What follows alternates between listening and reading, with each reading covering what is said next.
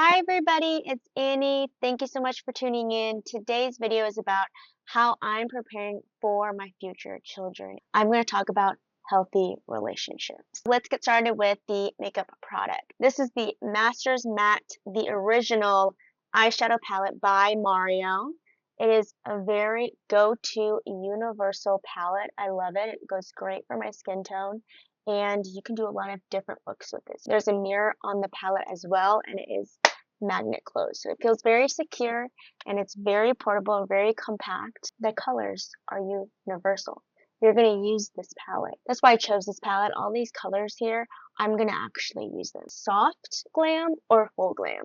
Love this palette. The original eyeshadow palette by Mario. Love it! Let's get started with the video.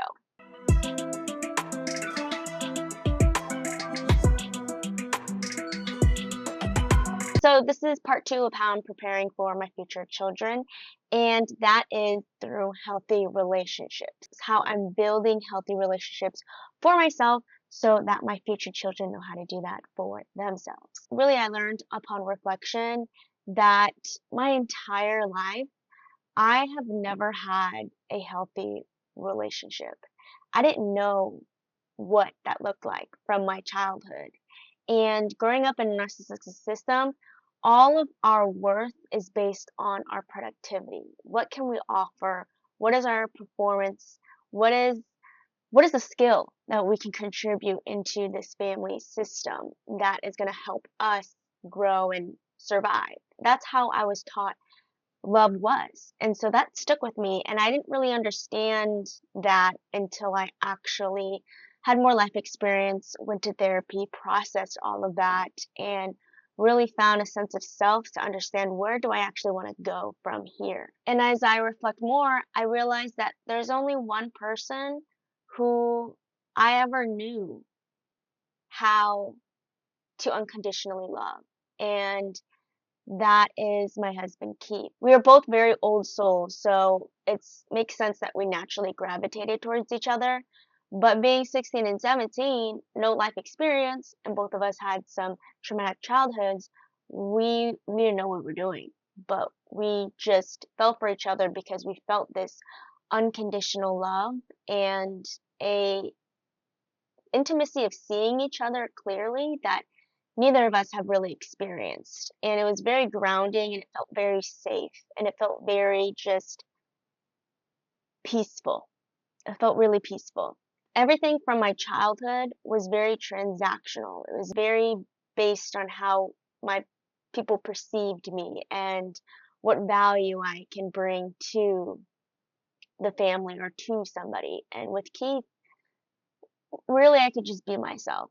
And same with Keith. Keith really can just be himself. And that was very powerful at a young age as 16 and 17. And I reflect back on that, and I didn't even realize that that was what was happening. And it's actually really beautiful and really freaking cute. I like to say that Keith is my angel because if it weren't for him, I probably would be in a very toxic and abusive relationship and probably be the worst version of myself. And so Keith has really always been my protector, my grounding home. And I truly believe that I am a healer in this lifetime, and I'm meant to help people on their healing journey and to help ground people and make people not feel alone with elevating and evolving to their higher self. And Keith has always been that angel for me and my protector and my home. So he's the first person I've ever fell in love with and understood what unconditional love was. And that was really the door of opening how to build a healthy relationship. The authentic Annie is big personality, big and bubbly, and I have a lot to say, and I can ramble and I can yap, and I have a lot of wisdom and a lot of thoughts to share. But the conditioned Annie, the people-pleasing Annie, she couldn't outshine other people's pride and insecurities, and so kept myself in a box. And I'm a former people pleaser, and because of that too, in a narcissistic system, it thrives off having a lack of boundaries. And so I always gave, and I didn't know how to pull back and give to myself. that's something that I had to learn, is to not overgive. I didn't even know that I was overgiving because that's just how I functioned and that's how I was conditioned as a child. So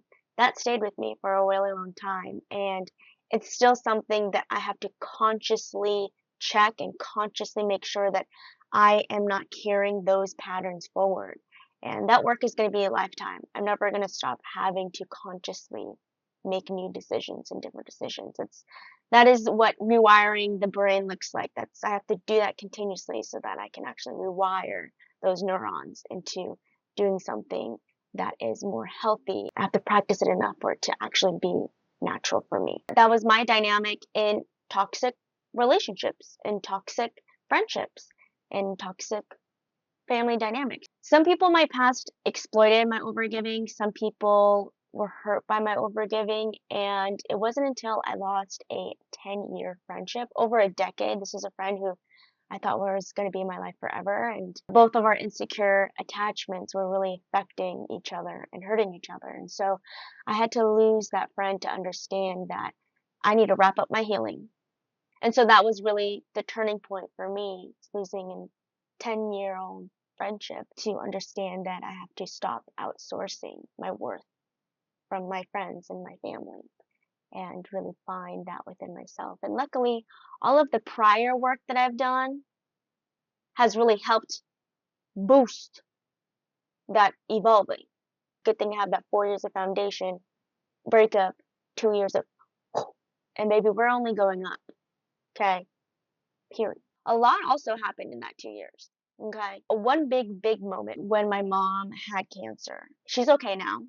But she had cancer and she had surgery. And I went to go visit her right after her surgery. And right when I saw her, she immediately asked me why I didn't pick up my dad to come see her.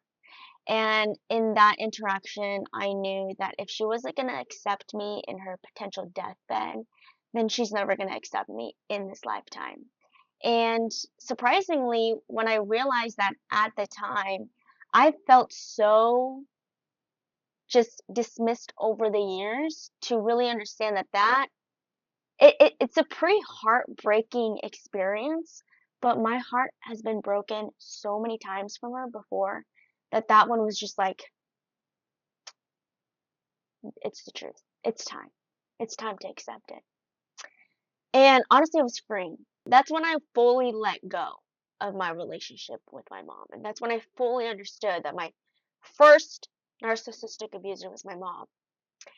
And from that, when I actually let her go and accepted the relationship that we have, I was able to really let go of all the other narcissistic friendships that I had. And that was very empowering for me. That was when I was like, oh my goodness. That's when my life started being like, my life's starting. Because I really was able to like check all the bitches who were also narcs in my life that I attracted because I wasn't healed from my original narcissistic abuser. And so I realized, oh my God, all of these relationships that I attracted, all these friendships I attracted were based on an insecure attachment that I had with my mom. And now that I have healed from that and accepted my relationship with my original narcissist, I realized all these bitches ain't shit. Okay? The thing about my mom, the thing about my mom is she's a bad bitch. Okay? She survived war, had 8 kids with no epidural, was the breadwinner, and she's still working up and about. Okay? And then I reflect and I'm like, all the other bitches who are narcs in my life haven't done shit with their life, and they never will be, unfortunately. Yeah, because they're grown. Their frontal lobe is developed. Ain't nothing there. Okay? So I realized that, oh my God, there's so many fake friends around me that are narcs, and fake people that I even am associated with and have connections to. And so that was the moment where I was just like, I need to cut the cord. Because, girl, have you seen Wuthering Heights? If you don't cut them off in the beginning, they will drain the life out of you. So I'm cutting Margot Robbie off right now. Okay? So, honestly, after I cut people off, like the toxic friendships that I had, I was just like, my life really started happening. I started blossoming, girl. I started blossoming. Once I started pouring into myself, giving to myself all the giving that I was giving to everyone else, I was conditioned to give to everyone else. Girl, ain't no stopping me now. Okay, and all you have to do is sit and watch. Okay, if you ever pay for anything, I'm gonna return tenfolds with value. Okay, but I'll still always make free videos. Okay, because I am not greedy like some motherfuckers. Okay. You're welcome. You can watch my shit for free. You can gain value and grow and evolve for free. Because wisdom deserves to be free. Community deserves to be free. And feeling alone deserves to be free. Oh, sorry. Not feeling alone deserves to be free. Okay? Period. And if you're an extra, you really about it, and you want to get more access to me, baby, I ain't cheap no more. I know my worth. And then also some really big moments too. I got Bambi. Bambi really is my second angel. Okay. My life started feeling more aligned, and I was really being able to evolve, those 2 years that, that moment, the friendship breakup, and then the 2 years, Bambi was there with me. And so that evolving sped up truly because Bambi was by my side, and he is the best emotional support doggy, and he really is the best dog. Really, I'm dead ass. And anyone who's met Bambi knows that he's the chillest, calmest, sweetest dog. So that's my dog. Oh yeah, and then Keith and I got married. So we are celebrating 1 year marriage, and we got married on our 9 year anniversary. And so, like I said, 10 years. Okay, 10 years of partnership, of companionship, of being next to each other, trying to make something of our own ship, okay? So, and doing the inner work individually ship, okay? And so, really, once Keith and I got married, we were like, okay, we're doing the thing in the sense of we're planning for kids. That's the reality. If you get married, the next step is kids, and it's the truth. You're only getting married because you need financial insurance for when you have children, right? Women, if you are having children, it's insurance. Okay, that's the reality. Okay, so like I said, women don't get married unless you 1,100% want kids, and I say that with my whole heart. And it's okay if you don't listen to me. You will understand after. So good luck. Good luck. I'm warning you now. Don't say that I didn't tell you nothing. I'm gonna tell you the truth, okay? Because everybody lies. Everybody keeps their mouth shut, and then you go through it, and you're like, why didn't anybody tell me this? I'm telling you right now. Don't get married unless you want kids. Period. End of story. So then once we got married and we're like, okay, we're planning for kids, that was when everything. This past year we've been locked in. Okay? We've been locked in. There's too much things that Keith and I have to do before our kids get here. And we're 26 and 27. Okay? And so in order for me to be ready to have kids in my 30s, girl, we gotta lock in these next couple of years. So really that's also the big point. That was also a big turning point too when Keith and I got married, to be like, okay, we lock it in, because if we having these kids, girl, we know what they want. We know what we want for our kids, and there's too much work to do.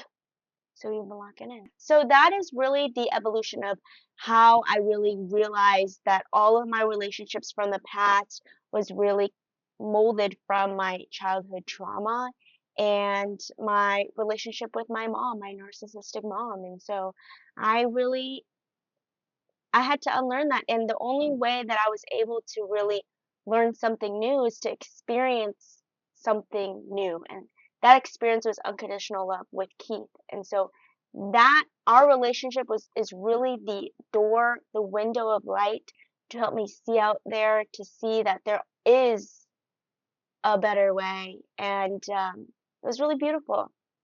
It's really beautiful. It's been a beautiful ride. The ride doesn't stop. This is just the beginning, truly. It really is just the beginning, because I think right now Keith and I fully feel like our full selves, and we know our self-worth. And so really life for us is really just starting. Okay. And I'm taking it with y'all. I'm taking you with me, and it's going to be really awesome that you're going to see it all, really.